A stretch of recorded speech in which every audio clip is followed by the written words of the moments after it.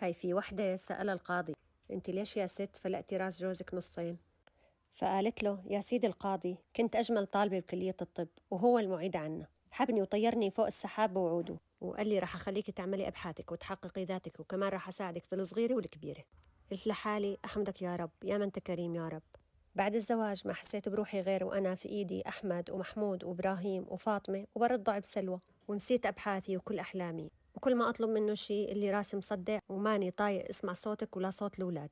استحملته لحد امبارح يا سيادة القاضي، بعد ما رضعت سلوى وغيرت لمحمود وذاكرت لأحمد وحليت مع فاطمة واجب الحساب وقليت بطاطا شيبس للأولاد وعملت سندويشات للعشاء وكنست الشقة ولميت الزبالة ولميت الغسيل اللي نشف ونشرت الغسيل اللي كان في الغسالة ونقعت الفاصوليا ونظفت الحمامات ودعكت التواليت بالفرشاية وركبت الستاير وكويت القمصان وعملت مهلبية للأولاد وحضرت شنط المدرسة وسيحت الفريزر ونظفت الثلاجة، فرمت البصل وتبلت اللحمة ورحت على السوبر ماركت وجبت أغراض وطلبت دراي كلين ورجعت طبخت الطبخة وغديت الأولاد. هون نادى علي المرحوم يا سيد القاضي، كان متسطح على الكنباية وبيهرش براسه وبيطقطق بأصابعه وقال لي بصوته اللي اختفى من الوجود: ممكن أعرف شو كنتي عم تعملي طول هالنهار؟